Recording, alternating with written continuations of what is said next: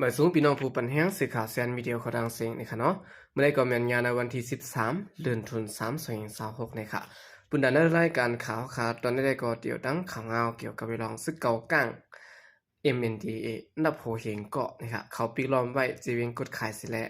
ซึกลอยเชียนเอก็ห่างเห็นตาดิเก็ตเคตัวขึ้นนะคะเดี๋ยวดังข่าวเงาปัญหาในเกกลางเชียนเอได้ดังซึกเก่าก้างเขาในเซียวก็มาผักตอนปันพี่น้องเขากว่านะคะเนาะดับซึกเก่าก้างMNDAAจะซึกคอนเอาเอ็นแห้งตั้งน้ำแผ่เฮ็ดสีงาซึกสิแลเขาปิกล้อมหอบเวงกดขายจึงได้ประห้องอันเปลี่ยนได้ปืนตีนารินเพียเซเอฟเทียนเขากุมกำไว้นั่นว่านะครับในเวงกดขายในก็เขาได้คมกันกุมกำนั่นค่ะเนาะก็ปดกดตอนนะครับดับซึกเก่าก้างMNDAAนับโหเฮงมาเพิ่มแถมเอ็นแห้งไว้ดีวันมันปิ้งนะครับอันมีดีเนอร์เส้นด่างลงเมืองคมตุ้มคิมกดขายวันมอหันเนอร์เส้นด่างเมืองจีและเจอหิมหอมเวียงเหมอกองค้าและดังวันกาแหลงเจอในเสลปิกล้อมหอบเวียงกดขายไว้อยู่ในกลมเนปืนตีกดขายก่อนหนึ่งหลังไว้ดังสื่อข่าวค้างซีเวนสตาร์นิวไว้หนังไหนนะครับเนื้อเข้าดังหลายๆวันมาในซึกเก่ากลางMNDAAนะครับเนาะฮอตเพียวมามีไว้จอมเจอวันหิมหอมกดขายกำจุ้มๆนะครับ1จุ้มแล้วในแต่มีแห่งซึกอ่ำยอม6ปากปลายนะครับนอกจากสินั้นก็งาซึกเก่ากลางMNDAAแทงงาน1ฮอตเพียวมากำอีดีเสียแหละมาเอาตีอยู่ไว้เจอตีวันมันเป้งเหนือเส้นต่างเมืองห่มตุมลาเซียวออกกดขายนั่นแหละเจอหิมหอมเวียงเหมอกองคาเจอหิมหอมหวานกาแหลงหิมหอมหวานหม้อหันเหนือเส้นต่างเมืองจีนนั่นเราบ่ถึงข้ายามกลางค่ำนั่นก็ตอนซึกเก่ากลางเอ็นแห้งหมอก6ปากเกาะฮอดเพียวมาตั้งวันหม้อหันเขาและหันมีบาลังกองลงเสกะงาซึกเก่ากลางอันฮอดมาเอาตีไว้เตมีอยู่หมอกสีงาเสิแหละหางแฮนพร้อมตูดดันไว้ตาเขาตื้อเยาด้วยเหมือนว่าเขาได้อ่านเขากดขายในเขาดังอ่ำหลายวันไหนคนเมืองได้ก็ไล่แม่เจอกูเขาเปลี่ยนปังด้วยกันเกวยนี่ค่ะย้อนเปิดรับซึกเก่ากลางMNDAAเอาเอ็นแห้งซึกตั้งนำตั้งหลายสิแลโทรขึ้นนามาเอาตีอยู่ไว้เจอหิมหอมกดขายนั่นแหละภายรับซึกตั้งTNLAเขาก็ขุดลูกแท่นและลุงงอกไว้สิแลพร้อมหางแฮนตาได้แกะเคไว้อยู่นะครับปัญหาลงย้อนนาตีซ่อนในเกการรับซึกเก่ากลางในดังซึกต่างเขาในสิแลปวนหัวดังสองฝ่ายตั้งตึกคัดสายหาลายดังแก้ไขไว้อยู่และกวนเมืองก็มุ่งมองว่าปัญหาตีอำเยมาถึงตีเฮ็ดให้เงาลายตับซื้อไว้ดีหนังกันไหลปื้ยื้อกันขึ้นหนังเก่านะครับในวันที่13เดือนเพฟรุน2026ขยามกลางค่ำนั้นซึกลอยเทียนเอาแห่งซึกเขาเพียวซิมเอาลุ่มอุบเปิงซึกเก่ากลางอันประไว้ตีนเวงกดขายนั้นสิแหละตีเงียบเอาซึกเก่ากลางสายกาต่อส่งก่อไว้จอมภายออกเวงนั่นแหละเฮ็ดให้ซุ่มซึกไว้ดีปะทองMNDAAได้ดังเทียนอำเป้งปอจาสิแลเลยเปลี่ยนปัญหาลงมาถึงที่จุ้ม FPNCC อันตับซึกว่าอันโหไว้นั้นจอยงบงี้แก้ไขปัญมาเยาะปอกหนึ่งนะครับอันนี้ก็เป็นข่าวเงาในทางต่างฝ่ายซึกเก่ากลางMNDAAนะครับแฮนซึกนับโหเหงเกาะนะฮะเนาะล้อมหอบไปเวงกดขายนะครับนั่นเพิ่งสังได้ต่างฝ่ายซึกเก่ากลางสร้างที่เขาตึกซิมเอาเวงกดขายอันอยู่ปัตตามือของตับซึกลอยเทียนเขาก็เป็นไหลนะครับเนาะสับสินแนวเขาขึ้นมาถ่อมตัวข่าวเงาเกี่ยวกับไปลองซึกมาแนวเฮอร์มินปล่อยหมากใส่ก้นซึกเขานะครับเจือนเปลี่ยนผู้ยอมซึกอันซึกหลักไข่เขากุมขังไว้ตีตาเล็ดเขียงย้อนเปิดปล่อยหมากในเสียดายมีคนตาย1ปาก16เกาะมาเจ็บ32เกาะนะครับของสีซึกมันเอาเฮอร์มินเข้าปล่อยหมากลงใส่อองตีคอกุมขังผู้ยอมซึกผู้เขาจุ่มของสีซึกมันอันถูกกุมขังไว้ในปืนตีเจเวงอันเจเวงเมืองหลักแข็งหาวแห้งเสียแล้วเฮ็ดให้ก้นตกขอกและลูกตายกว่า1ปาก16เกาะและมาเจ็บนิยอม32เกาะนะครับในวันที่8เดือนธันวาคม2026ตั้งแต่เข้ายามกลางดึก10:00 นในคณะต่อเพิ่นเข้ายามไว้วัน2:30 นนั้นของสิซึกมันเอาเฮอร์มินตึกแก๊สไฟตาสีลำเฮอร์มินไว้12สีลำแดกเข้าบ่อยมักอองตีกุ้มขังผู้ยอมซึกอันมีในปืนตีตาแลดค้องอำคือดำดือวันนี้ครับในก้นเจิ้นได้ลูกตายกว่าย้อนเปิ้นซึกมันปล่อยมักใส่นั้นประดังตัวผู้มีจันซึกของสิซึกมันหลายเกาะเนาะอันใดมาเจ็บหาวแห้งก็มีอันมาเจ็บ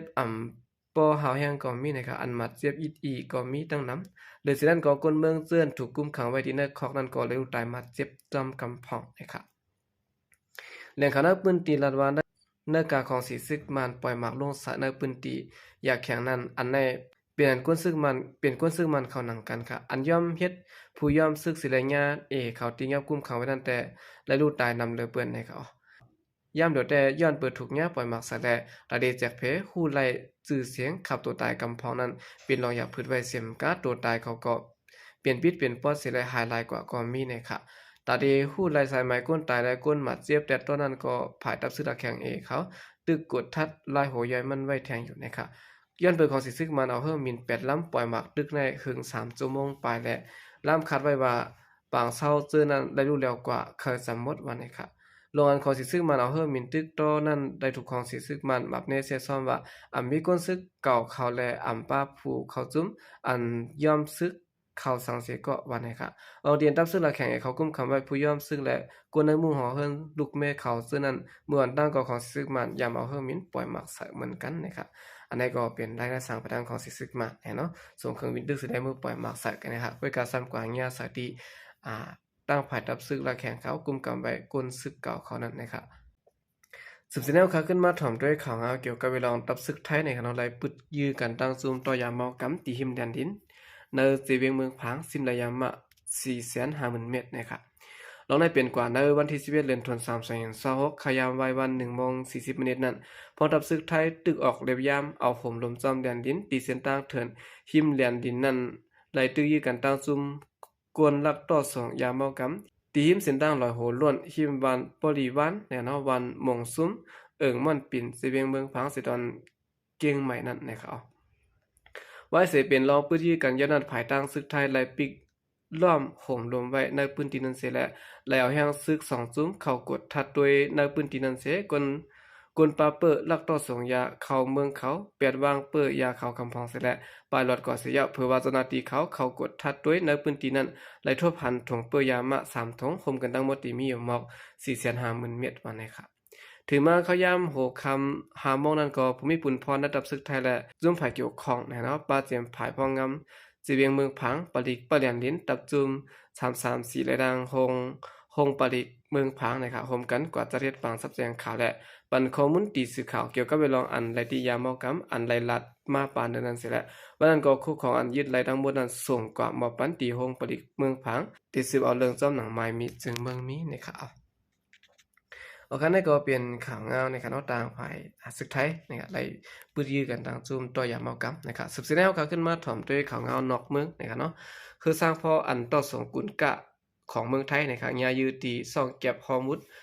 เฮ็ดให้กวนจอมเฮอหายหลายไว้3เกาะนะครับแล้วได้เป็นกว่าในวันที่12เดือนธันวาคม2020ขยามกลางนะ11:30 นนะครับเนาะตับศึกไทยตึกข่าวเหตุการณ์จอยแถมคึกคักตาเฮอต่างกุลกะไทย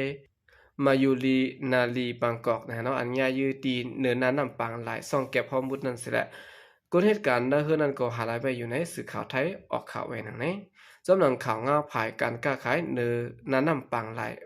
เมืองปลิดเด็กออกข่าวไว้นั่นได้ก็ว่าไพ่อันใบเนื้อเฮือนั้นไหลหมดกว่ายาวสิแลกลเหตุการณ์นั้นเฮือเขานั้นกำพองตั้งตึกมีอยู่เนื้อเฮือนั้นในข่าวคือสร้างพอลำในเปลี่ยนคือต่างกุ่นลงอันลงหมายพัง